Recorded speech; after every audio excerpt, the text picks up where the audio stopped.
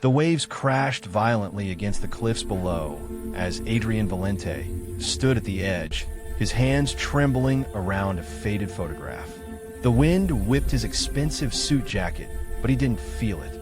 He didn't feel anything anymore. For 30 years, he'd felt nothing but the hollow ache of loss. Just jump, he whispered himself. End it. His bare feet inched closer to the edge. Below, the Atlantic Ocean roared, dark and inviting. The photograph in his hand showed two boys on a beach.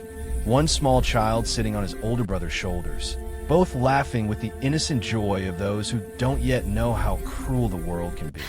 Senor Valente. The voice startled him. Adrian turned to see a young woman running toward him, her dark hair flying behind her. She was new, the housekeeper his estate manager had hired. Lucia, please step back, she called out, genuine fear in her eyes.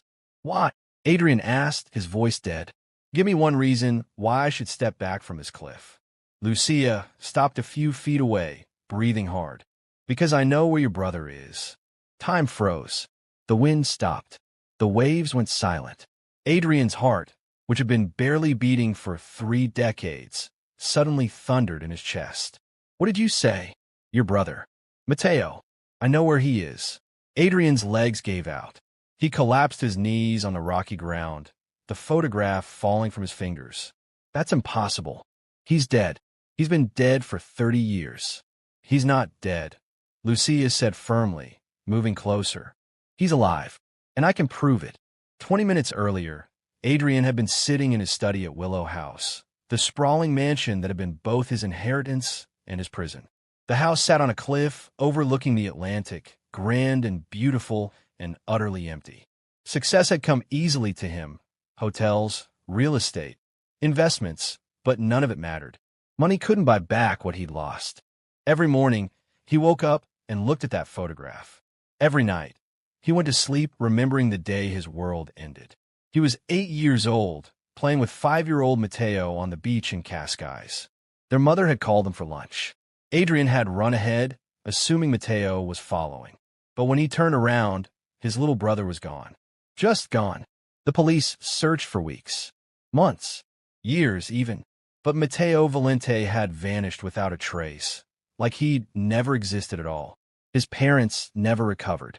His mother died of a broken heart when Adrian was 15. His father drank himself to death 3 years later. And Adrian? Adrian had spent 30 years building an empire while dying inside. He'd been planning to end it today. The final act of a man who had everything except the one thing that mattered. But then Lucia had appeared in his study, panic in her eyes, and had somehow known he was about to do something terrible. She'd followed him to the cliff, and now she was saying words that couldn't possibly be true. Sit down, Lucia said gently, guiding him away from the edge. Let me tell you everything. They sat on the grass, the Atlantic stretching endlessly before them. Adrian's whole body shook. Before I came to work here, Lucia began, I worked at St. Beatrice's orphanage in Sintra.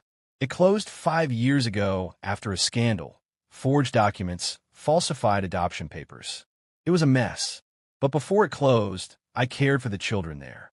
I don't understand what this has to do with. There was a boy, Lucia interrupted. His name was Rafael. He was 15 when I met him. Quiet, sad, incredibly talented with art. He'd paint these beautiful pictures of the ocean, of boats, of 2 boys playing on a beach. Adrian's breath caught. He looked exactly like the boy in your photograph, Lucia continued. Same eyes, same face. I noticed at the moment I saw that picture in your study yesterday. But I didn't say anything because I thought it was just a coincidence. But, Adrian whispered, but this morning I was cleaning the music room, and I saw the portrait of your mother. And I remembered something Rafael used to do. He'd hum this lullaby while he painted. This specific melody that none of the other children knew. Lucia hummed a few bars. Adrian's eyes filled with tears. That's my mother's song, he choked out. She wrote it herself. She only ever sang it to us. I know, Lucia said softly. That's when I knew for certain. And there's something else. One day, Rafael was having a nightmare. I went to comfort him, and he was crying in his sleep, saying, I'm sorry. I didn't mean to get lost. And then he said, "Please find me, big brother. Please find me, my little sailor." The world tilted. Adrian grabbed Lucia's arm to steady himself. "What did you just say?" "My little sailor." He said it over and over. "That's impossible," Adrian gasped. "That was our secret name. Only I called him that. Nobody else. Not our parents, not anyone." "How could he?" "Because he's Mateo," Lucia said firmly. "He's your brother, Senor Valente. He's alive." Adrian covered his face with his hands and sobbed. Deep, wrenching sobs that came from 30 years of buried grief. Lucia put her arm around his shoulders and let him cry. "Where is he?" Adrian finally managed. "Where's Rafael now?" "I don't know," Lucia admitted. "After the orphanage closed, the children were scattered. Some went to other homes, some aged out of the system. Rafael was 16, almost 17. He could have gone anywhere. Then we find him," Adrian said, standing abruptly. His eyes, which had been dead minutes ago, now burned with fierce determination. "We find him right now. Today. Senor Valente, it's not that simple." "Don't tell me what's simple," Adrian shouted, then immediately softened. I am sorry, Lucia. But you have to understand, I've spent 30 years thinking my brother was dead. And now you're telling me he's alive? That he's been out there this whole time, and I could have found him." "You didn't know," Lucia said gently. "I should have known. I should have felt it." Adrian pressed his fist to his chest. "He's my brother. I should have known he was alive." "Then let's find him," Lucia said simply. "Sister Helena, she ran the orphanage. She's retired now, living in a cottage outside Sintra. If anyone knows where Rafael went, it's her." They drove in silence, Adrian's hands gripping the steering wheel so tightly his knuckles were white. His mind raced through 30 years of memories, 30 years of grief, 30 years of a question that had haunted every single day. "What happened to you, little sailor?" Sister Helena's cottage was small and surrounded by gardens. The elderly nun opened the door with a warm smile that faded when she saw the intensity in Adrian's eyes. "Lucia, what a surprise," she said. "And who is this?" "Sister Helena, this is Adrian Valente." I'm Rafael's brother," Adrian interrupted. "His real brother. His name is Mateo. He was kidnapped 30 years ago." The color drained from Sister Helena's face. She stepped aside wordlessly, gesturing them in. Inside, surrounded by the smell of tea and old books, Adrian showed her the photograph. Sister Helena's hands trembled as she held it. "Dear God," she whispered. "I knew something was wrong with his papers. I knew it, but I never imagined." "Tell me everything," Adrian demanded. "Everything you remember." "A woman brought him to us," Sister Helena said slowly. She claimed to be a social worker. Said his parents had died in a car accident. No living relatives. He was only 5 years old, completely traumatized. Wouldn't speak for months. "What happened to this woman?" Adrian's voice was dangerously quiet. "We found out years later she was part of a child trafficking ring. They would steal children, falsify documents, place them in orphanages, or sell them to couples who couldn't adopt legally. She's in prison now. Has been for 3 years. I want her name. Senor Valente, what good would? I want her name." Adrian roared. Sister Helena flinched. "Mariana Silva. She's serving 20 years in Tyres prison." Adrian stood abruptly, pacing. 20 years. 20 years for stealing 30 years of my life. For destroying my family. For taking my brother. "Adrian," Lucia said softly, using his first name for the first time. "Anger won't bring him back. Then what will?" He turned to Sister Helena. "Where is he? Where did Rafael go after the orphanage closed?" "I don't know for certain," Sister Helena said. "But he used to talk about the ocean constantly. Said he felt like he was supposed to be somewhere by the water. The last I heard, he'd gone to Porto Verde. It's a small village on the coast, about 2 hours north." "Porto Verde," Adrian repeated. "He's there." "I don't know. But if he is anywhere, it would be there. He always talked about finding the house on the cliff. He'd draw it sometimes. This grand estate overlooking the ocean. I thought it was just his imagination, but now." "He was drawing Willow House," Adrian whispered. "He was drawing home." They left immediately. Adrian drove like a man possessed, weaving through traffic, his eyes locked on the road ahead. Lucia watched him with concern. "When did you last sleep?" she asked. "I don't remember."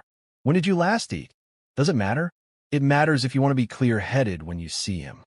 Adrian's hands tightened on the wheel. "What if he doesn't remember me? What if 30 years erased everything?" "He hummed your mother's song," Lucia reminded him. "He said your name for him. He drew your house." Memory lives deeper than the mind, Adrian. It lives in the heart. Porto Verde appeared like something from a dream, a small coastal village with whitewashed buildings and terracotta roofs. But what made Adrian's heart stop were the murals. They were everywhere, on walls, on buildings, on the sides of shops, all painted in the same distinctive style, all showing the same themes: the ocean, boats, children playing on beaches, and over again, two boys, one older, one younger, together. Adrian parked the car and got out slowly, walking to the nearest mural. It showed a grand house on a cliff, waves crashing below. It was Willow House, rendered in perfect detail. He remembered. Adrian breathed. All this time, he remembered. "Excuse me," Lucia called to an elderly man passing by. "These paintings, who made them?" "Rafael Costa," the man said with a smile. "Our local artist. Talented young man. Bit sad, though. Always staring at the ocean like he's waiting for something." "Do you know where we can find him?" Adrian asked urgently. "The harbor, probably. He's there every morning at dawn, painting and watching the boats come in. Says it helps him think." Adrian looked at his watch. 4:30 in the afternoon. "We'll wait." They found a small hotel overlooking the harbor. Adrian stood at the window all night, unable to sleep, watching the darkness slowly give way to gray dawn. Lucia dozed in a chair, waking periodically to check on him. "It's almost time," she said softly as the sun began to rise. Adrian nodded, unable to speak. His heart hammered so hard he thought it might break through his ribs. 30 years. 30 years of searching, of grieving, of dying inside. And now, in a few minutes, it might all end. Or begin again. They walked to the harbor as mist rose from the water. The world was quiet, holding its breath. And there, sitting on a bench with a sketch pad, was a man. Adrian froze. Even from behind, even after 30 years, he knew. Something deeper than recognition, more primal than memory. He knew. The man was sketching a sailboat, his pencil moving with practiced ease. He hummed softly as he drew, and even though Adrian couldn't hear the melody from this distance, he knew what it was. Their mother's lullaby. Adrian's legs felt like lead as he walked forward. Each step was an eternity. Each breath was a prayer. Lucia stayed back, giving him space for this moment that had been 30 years in the making. The man was drawing the sailboat in exquisite detail. Adrian could see the name now, written carefully on the hull. Santa Maria? "That's the Santa Maria," Adrian said, his voice breaking. "Our father's boat." The man's hand stopped. For a long moment, he didn't move. Then, slowly, he turned. Time collapsed. 30 years vanished. Adrian was looking at his brother, older, weathered, carrying the weight of decades of pain, but unmistakably, undeniably his brother. The same eyes, the same face, the same soul he'd known since before he could remember. "How do you know that name?" Rafael whispered. "Because I was there when he named it," Adrian said through tears. "When you were 3 years old and I was 6, and Dad let us pour the champagne on the bow. You were so excited you dropped the bottle and cried, because you thought you'd ruined everything." Rafael's sketch pad slipped from his fingers, hitting the ground with a soft thud. His eyes were wide, disbelieving. "I dream about that," he said hoarsely. "I've dreamed about it my whole life. A boat, a man who must be my father, and an older boy who held my hand and told me it was okay to make mistakes. But I thought it was just a dream." "It wasn't a dream," Adrian said, stepping closer. "It was a memory. It was real. It was us." "Who are you?" Rafael asked, but his voice suggested he already knew, already felt it. "I'm Adrian," he said, and his voice cracked on his own name. "I'm your brother, and I've been looking for you for 30 years. Rafael stood slowly, like a man in trance. They were the same height now, both tall, both carrying the Valente bone structure. Brothers. Unmistakable. I have dreams about an older boy, Rafael said, tears streaming down his face. He calls me, little sailor, Adrian finished.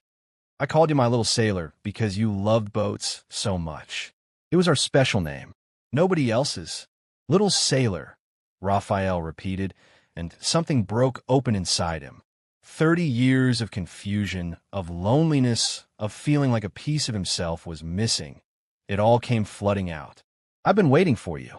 I didn't know I was waiting, but I was.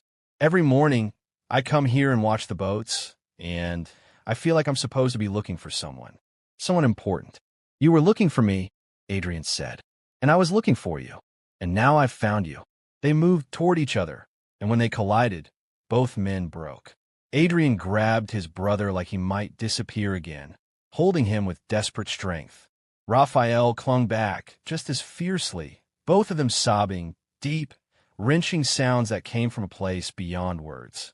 I'm sorry. Adrian gasped against his brother's shoulder. I'm so sorry. I should have held your hand. I should have protected you. I was supposed to protect you. It wasn't your fault, Rafael choked out. You were just a child. I promised Mom I'd take care of you. And I failed. You found me, Rafael said fiercely, pulling back to look at his brother's face. You never stopped looking. You never gave up. That's not failure. They held each other as the sun rose over Porto Verde, two brothers reunited after 30 years of darkness. Other early risers stopped to watch, moved by the raw emotion of the scene. Lucia stood at a distance, tears streaming down her own face. I don't remember everything, Rafael finally said, his voice rough. There are so many gaps, so many missing pieces. Then I'll tell you everything, Adrian promised. I'll tell you about Mom and her piano, about Dad and his boats, about Willow House and the cliffs and the music room where we used to play. I'll tell you about the day you were born and how I held you and promised I'd always be your big brother. I'll fill in every gap, every missing piece. Willow House, Rafael repeated, wonder in his voice. I've painted it 100 times. I never knew what it was called. I just knew I was supposed to remember it. It's your home, Adrian said. It's always been your home. And I'm taking you back.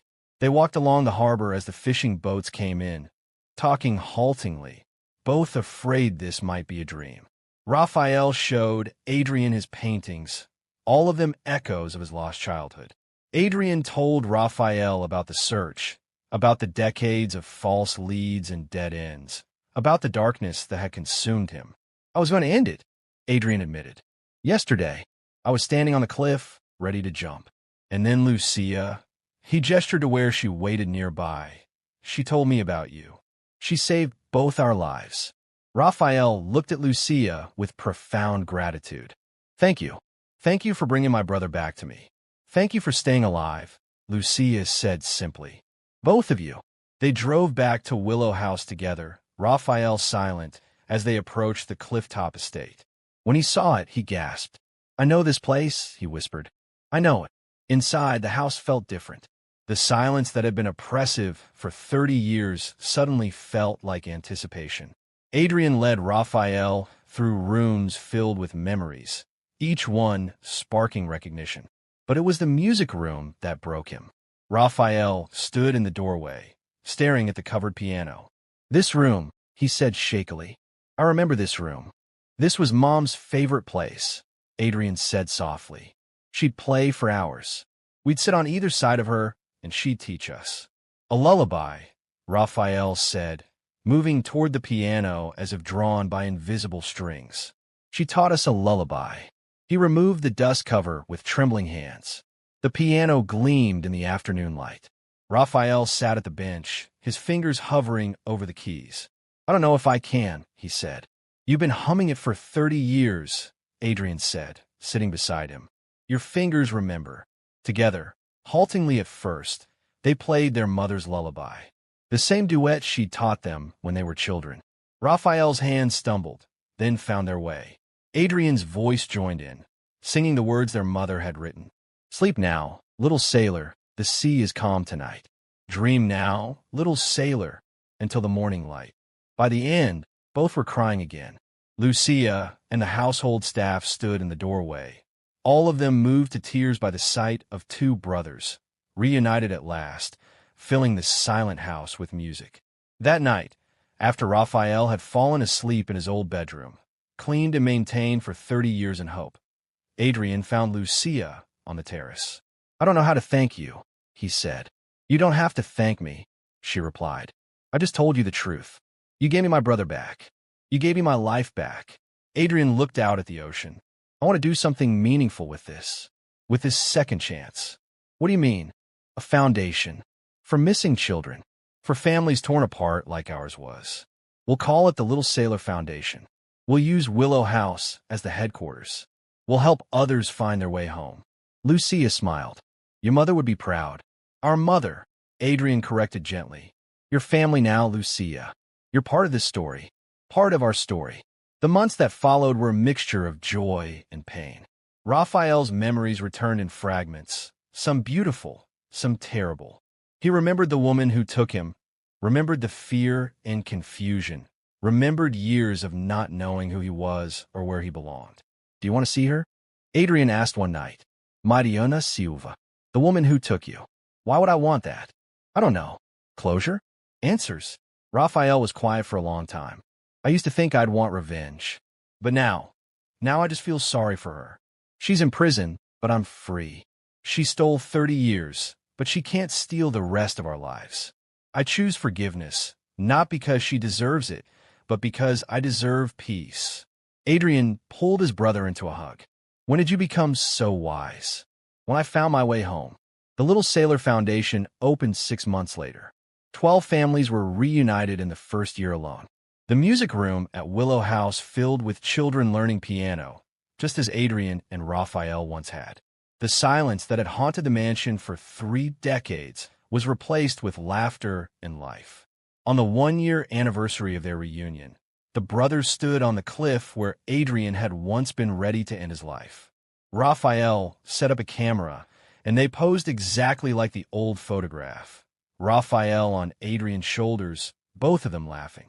"You know what the hardest part was?" Rafael asked as they walked back to the house. "What?" "Feeling like I was missing something, but not knowing what. Like half of me was out there somewhere, and I was incomplete without it." "I felt the same way," Adrian said. "Like I was walking through life with a hole in my chest. Nothing filled it. Not money, not success, nothing. But now I'm whole again. We both are." That evening, they played the piano together while Lucia prepared dinner. The house smelled of food and music and family. Everything their parents had dreamed of, everything they'd lost, everything they'd found again. As the sun set over the Atlantic, painting the sky in shades of gold and crimson, Adrian looked at his brother and smiled. "Welcome home, little sailor." "I never left," Rafael replied. "I was just lost for a while. But you found me. We found each other." And for the first time in 30 years, Willow House was truly a home again. The echoes of the past had finally been answered. The silence had been broken. Two brothers, separated by cruelty and reunited by love, had proven that some bonds can never be broken. Not by time, not by distance, not even by 30 years of darkness.